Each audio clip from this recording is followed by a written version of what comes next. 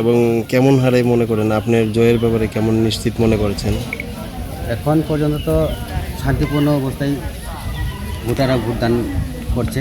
এখন পর্যন্ত কোনো অপ্রীতিকর ঘটনার কোনো আমরা মানে আভাস পাইনি। তবে রাত্রিবেলা আমাদের মেথিমিয়া অঞ্চলে আমাদের যে কার্যকর্তাদের বাড়ি ভাঙচুর হয়েছে, এতে সবাই একটু ভয় ভীতি প্রদর্শন করেছে তাদের উপর।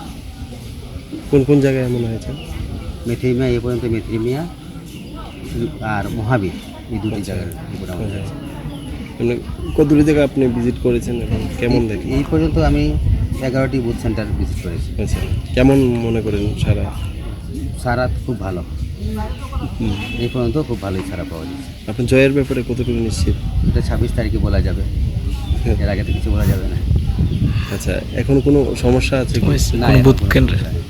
কোনো ভোট কেন্দ্রে বা প্রার্থীদের কোনো হুমকি টুমকি কিছু নেই? না এখন পর্যন্ত কিছু নেই। ওই রাত্রেই যা হয়েছে, বাইক বাহিনীরা ঘোরাফেরা করেছে, এই আচ্ছা, ধমক দিয়েছে। আমাদের অনেক সেন্টারে আমরা পোলিং এজেন্টও দিতে পারিনি, যে পোলিং এজেন্ট আমরা ঠিক করেছি তাদেরকে বইগুতি দেখিয়ে আজকে তারাও আর পোলিং এজেন্টে হতে রাজি হননি।